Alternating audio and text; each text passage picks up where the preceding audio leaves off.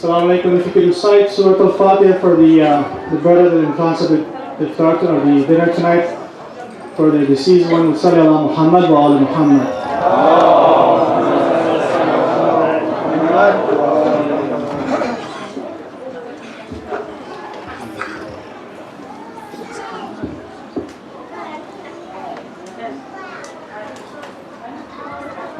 Before we go to the main speakers' speeches, inshallah, a few quick announcements.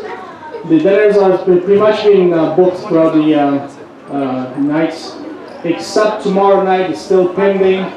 Inshallah, we will send an email to confirm that, but as of right now, no one has stepped up to sponsor tomorrow night.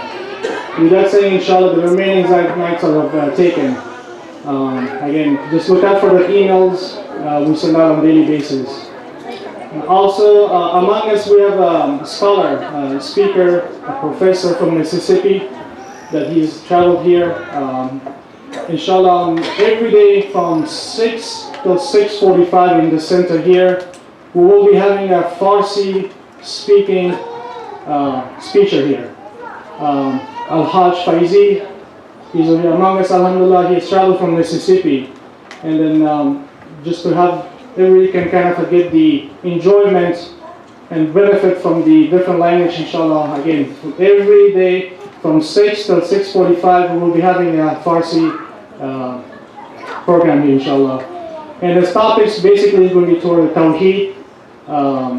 And, inshallah, we encourage you to please join us again every day from 6 to 6:45.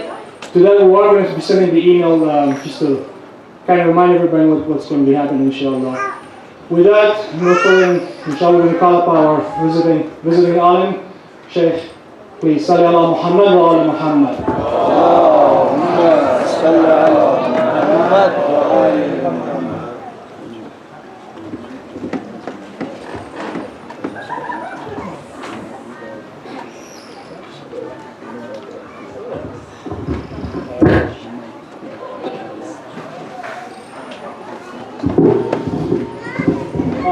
Muhammad salawat. Allahumma salli ala Muhammad.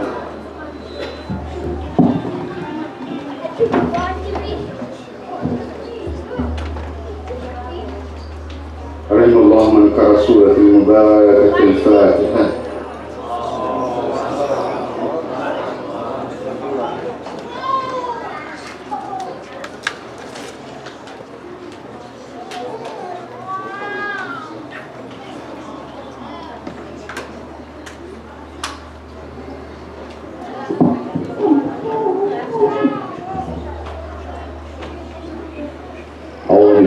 الشيطان اللعين الرجيم بسم الله الرحمن الرحيم الحمد لله رب العالمين والصلاة والسلام على أشرف الأنبياء والمرسلين خاتم النبيين رحمة للعالمين أبي القاسم محمد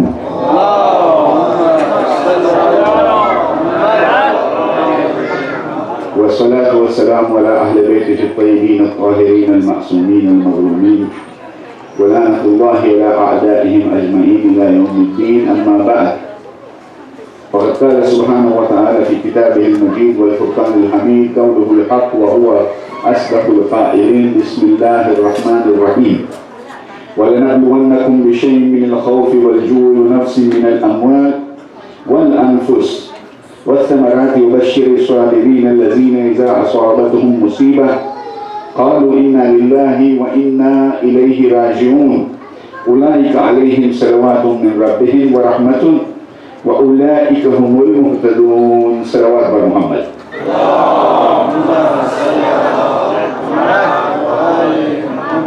We begin in the name of Allah, the most kind, the most merciful. All praise is to Allah subhanahu wa ta'ala, the Lord of the universe, the most kind, the most merciful, the master of the day of judgment. Him only we worship and from Him only we seek guidance. We pray to Allah subhanahu wa ta'ala to keep us firmly and guide us on the right path, the path of those whom He has blessed, and not the path of those on whom He has showered His anger, nor the path of those who have gone astray. Ameen Ya Rabbal Alameen. Salawat wa Muhammad.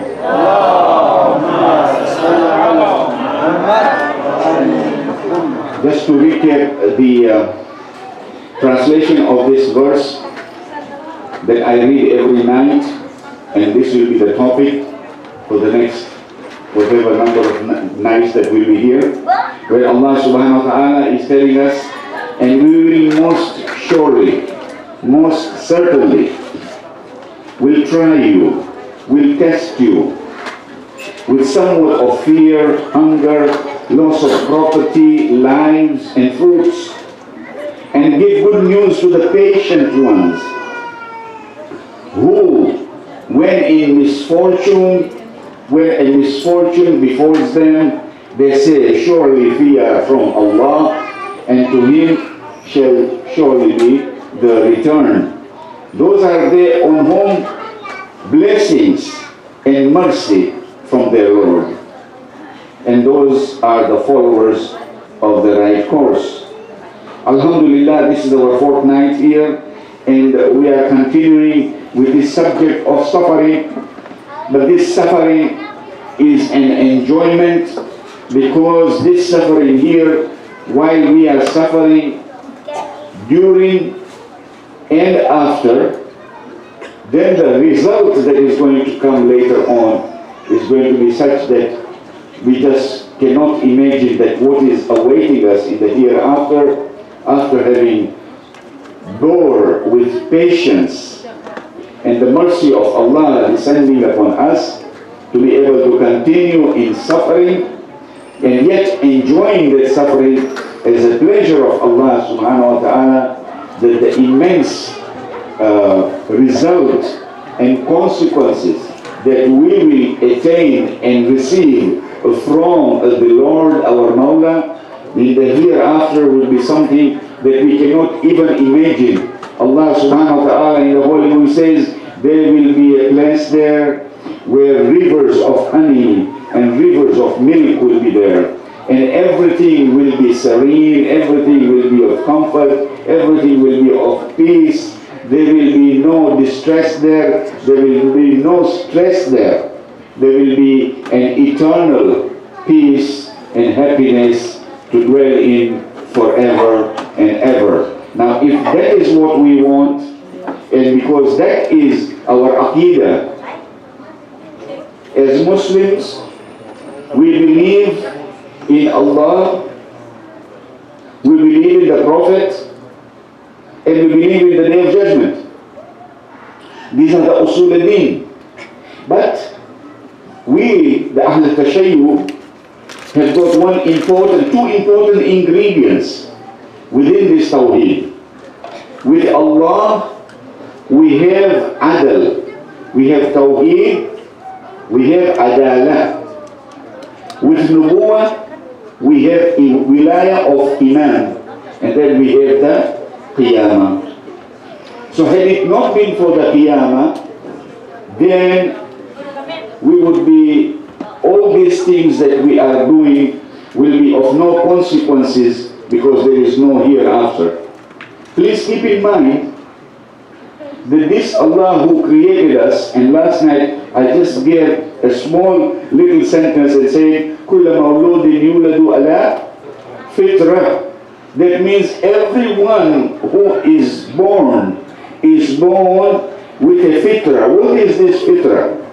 It is not the fitra that we give on the day of Eid. That's not this fitra. This fitra, that means I have been born with the inner conscious that I have been created by that Allah who is kind, merciful, generous, but He is strong, He is also powerful, He is ever-being, He is omnipotent, He is omniscient, He is everywhere, He is nowhere, He is my master, I am under His control, and whatever that is happening, huwa ala kulli shayin qadir. If we agree on that this is my creator, وَهُوَ مَوْلَى, and He is my Mawla, then we can continue in this suffering with pleasure and having fun in it, because it is a blessing of Allah subhanahu wa ta'ala. So we will continue on this subject again and go into the depth of it tonight, inshallah, where we will be able to share and understand it even more properly. Salawat wa Muhammad.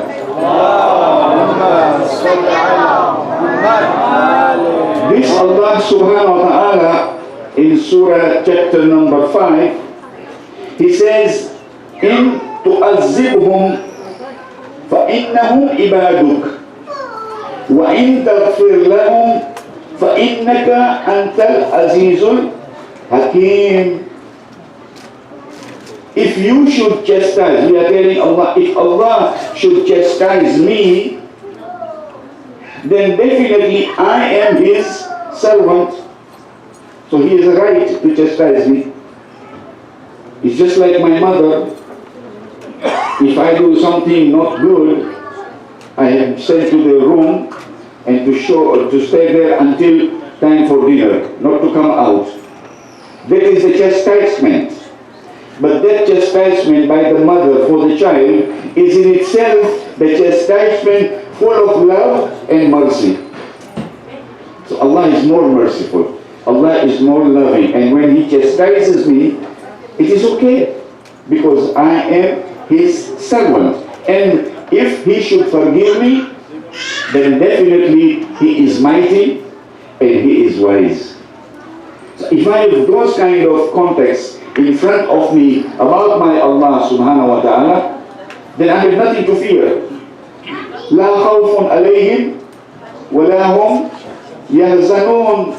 There will be no fear for them, nor will they be sorry or be in grief. When we go on again and we find that Allah subhanahu wa ta'ala is saying in chapter number 42, وَمَا أَسَابَكُمْ مِن مُصِيبَةٍ فَبِمَا كَسَبَتْ أَيْدِيكُمْ وَيَعْفُ عَنْ كَثِيرٍ. Allah, He's so merciful. He says, and whatever affliction, whatever test, whatever suffering, whatever trial that afflicts you and befalls on you, it is an account of what your hands have brought. You have done it to yourself. And yet, in spite of doing that, He pardons most of you. He pardons most of you. If we were to read Dua Kumail today, in the last part we say, Ya Sari al-Rida. Yes? Ya Sari al-Rida, اغفر لمن لا يملك إلا الدعاء فإنك فعال لما تشاء يا من اسمه دواء وذكره شفاء وطاعته غنى. Irham have mercy on me. Man ra'su mali raja. My asset is my pleading with you. Wasilahu wal buka, and my weapon is my tears in my weeping. This is Dua Kumail every Thursday, and we read it at night. But he is Sarif. It's so easy. It's so easy. It's so easy to please. He's more easier to please than our own parents and mothers. How? You know, we have these two secretaries here, these two monitors. One is writing the good and one is writing the bad. Right? Do we believe in that? Yes, we have these two guys here. We can't see them, but they are there. They're writing. Now one writes the good, one writes the bad. When I do something bad and he starts writing, Allah subhanahu wa ta'ala sends him a message, don't write yet. I'm giving this guy 7 hours to repent. If he says within 7 hours, Astaghfirullah Rabbi wa atubu ilayh, for whatever that he has done, then it will be gone. Therefore, they will not be even in his record. Can you imagine how merciful he is? Is every time I stumble and fall and I say, I'm sorry, sir. I say, okay, no problem. And I go and do something else, and then after a few hours, Ya Allah, I'm sorry, I did astaghfirullah. No problem. It is not even in my book. But if I don't do it within 7 hours, then it is written there. For everything that I do, I have one sin, I have one punishment. But this guy here is very generous. Before even if I do anything good, and if I make a niyyah to do that thing, Allah subhanahu wa ta'ala says, get ready, Baba. He's already made his niyyah. Al-amal bin-niyat. He has made his niyyah. Write down that the niyyah has been done. It has been recorded as a reward. And when you complete it and you finish it, he puts 9 more. So you get 10 for 1. This is how merciful, kind, compassionate, generous, charitable God is. And he's so easy to please. So why don't we please him? We'll continue with that. Salawat ala Muhammad.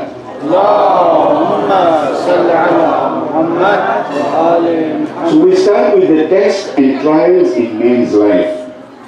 Now we know that we have been created to acquire virtues. Yes? Not to acquire vices. We have been created to acquire virtues. To become virtuous, become righteous, to become muttaqi, to become conscious of Allah subhanahu wa ta'ala, so that we may go near to Allah subhanahu wa ta'ala, right? But how to ascertain the standard of our virtues? How can I ascertain the standard of my virtue to make us understand the judgment of Allah easily? Can I do that? His judgment is so vast, His justice is so much, His grace overwhelms His justice, I cannot even compare. So He has established a system of tests which determine our spiritual perfection. Every test that I take takes me higher in my spiritual perfection. Every time I do something, it takes me higher and higher and higher. This is how Aba Abdullah al-Hussein alayhi afzalu salatu wa salam. Salawat wa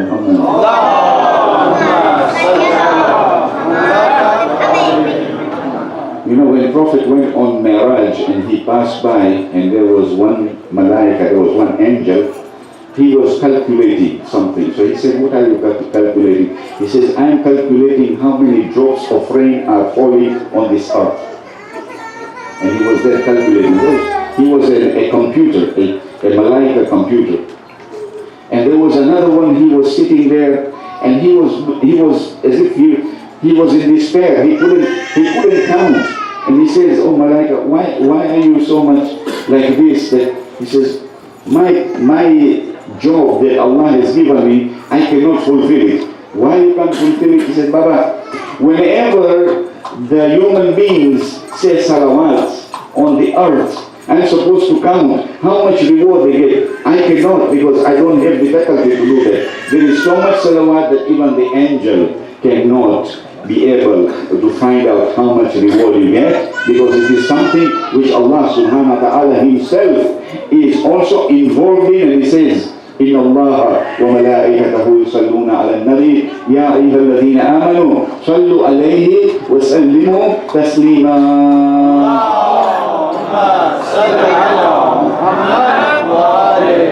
So this was a test for you and me, right? It was my test to tell you, and you did it. So I became successful and you became successful, and there was a joy in this. So these are the kind of tests we go through. And somebody says, this sheikh, all the time he makes me say salawat. Have you heard of that? He always wants salawat on me. There is a problem here. If I want salawat, it is not for me. It is not even for you. It is not even for Allah. It is for the whole alam. The one who sits next to you gets the benefit of the salawat that you have invoked on the Muhammad and Ali Muhammad. Salawat wa Muhammad.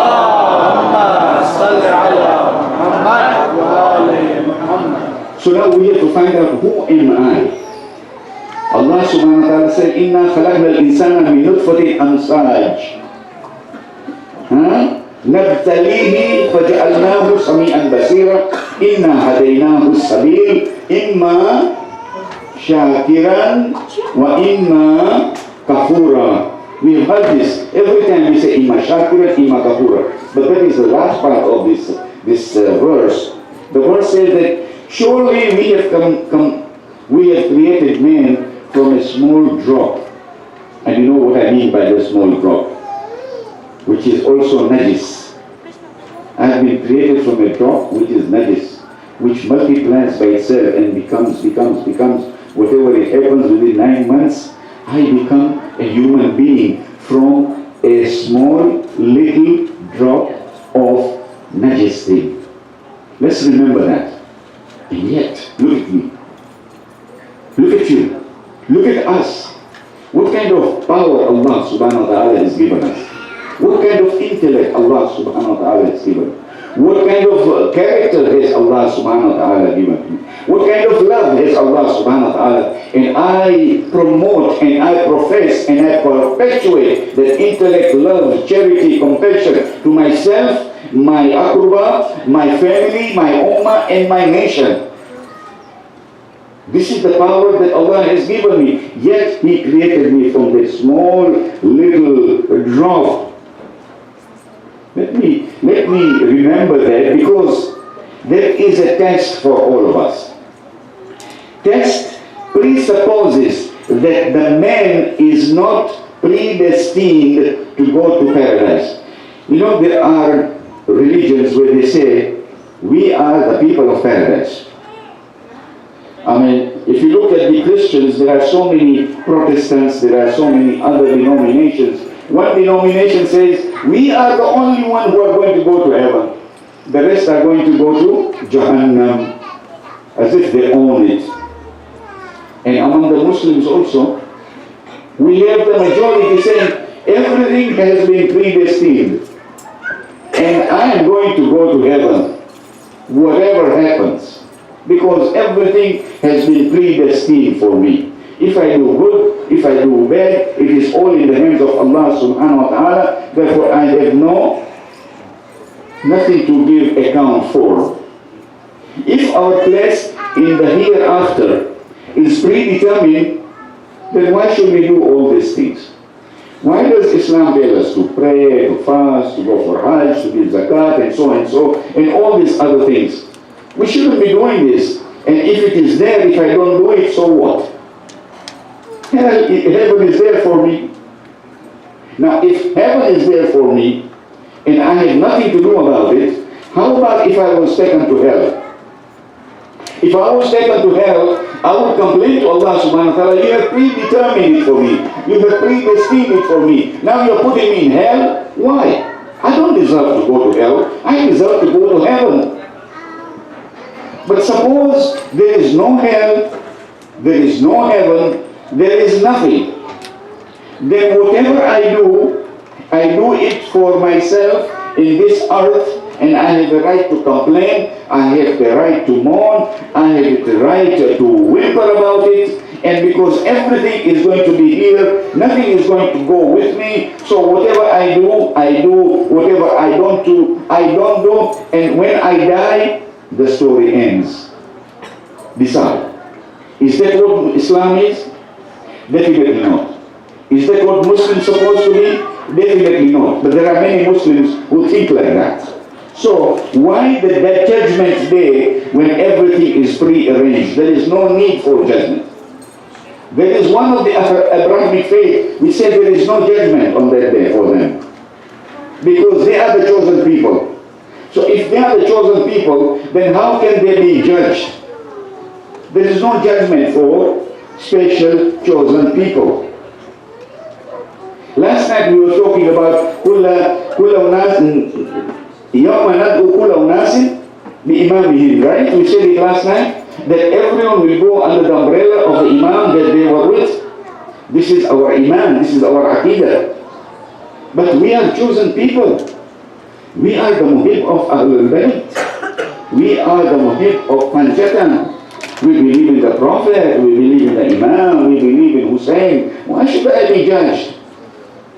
Kullu Shia Jannah. The people are saying that. Baba, that is not true. Please. No. Jannah is not only for the Shias. Jannah is for those إِلَّا الَّذِينَ آمَنُوا وَعَمِلُوا الصَّالِحَاتِ وَتَوَاصَوْا بِالْحَقِّ وَتَوَاصَوْا بِالصَّبْرِ. That heaven is for them. And if they are then, while they are doing that, they become the Muhib of Ahlul Bayt, then that becomes a bonus for them. Salawat ala Muhammad.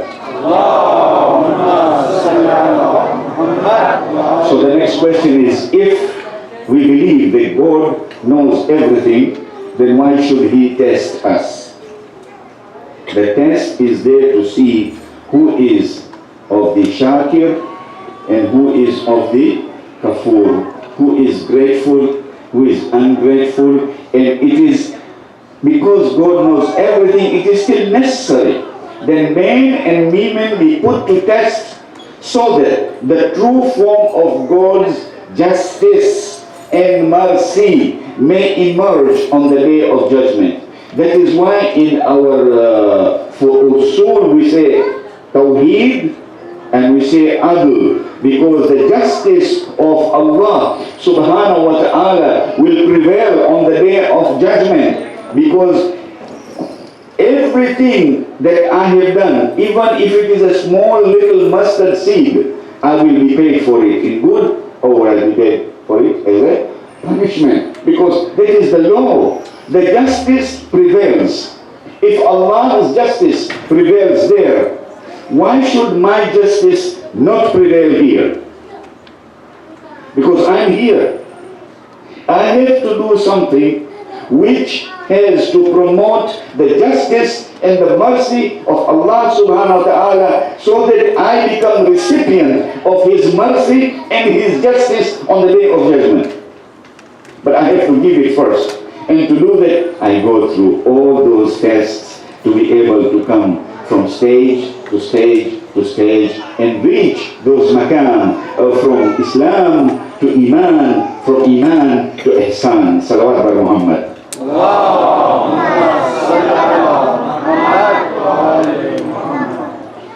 There are categories of suffering.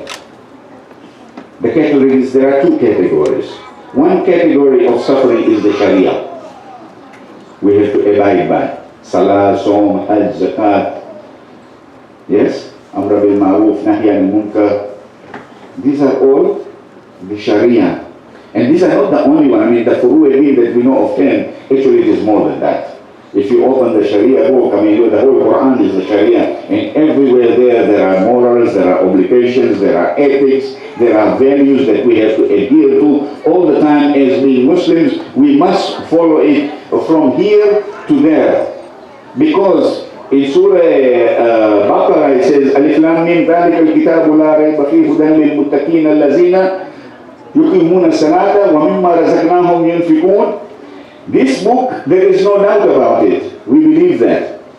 And this is for those who are muttaqi. Muttaqi is to have a conscience of Allah subhanahu wa ta'ala everywhere, every time, all the time. And it is not only for the males, it is for all, males, females, children, elderly, and all. So we have that. So God sent the Sharia with whom? With the prophets. We talked about the wilayah. We talked about Prophet Muhammad. We talked about Imam Ali. And man is expected to believe in true religion sincerely and obey the laws faithfully. That is a test. Yes or not? We have to run and pray right on time. Somebody was driving, he said, I was somewhere far and suddenly, I found a way and I came here and Allahu Akbar. When I came here, there was adhan. And I said, Alhamdulillah, I am on time. That is a suffering. That is suffering. That you have to go all through that. People are working 12 hours from 6 to 6. There are some who are working even more. And then they come here. And then they spend their time here. And there is no time even to talk with their family. There is no time even to sleep. Next morning it is ready, he has to go back. That is a test of its own. The second category is the harder one. And that is by suffering. How do we suffer? وَلَنَبْلُوَنَّكُمْ بِالشَّيْءٍ مِنَ الْخَوْفِ وَالْجُوعِ. This is the sentence that I've been reading all the time. We shall test you with fear. We shall test you with hunger. We shall test you with loss of wealth. We shall test you with your offspring. We shall test you with your lives. We shall test you with your assets, with your farms. But give great tidings to those who are patient, who say when hardship afflicts them, they say, Inna lillahi wa inna ilayhi raji'un. We have to be that. We have what? There are innumerable miseries, accidents, floods, earthquake. Are you familiar with Florence today? What's happening to Florence? It is going to make landmark in Wilmington, in North Carolina. And the wind is over 100 miles per hour and everything is coming in. That is the glory of Allah subhanahu wa ta'ala. That is the suffering for our brothers and sisters.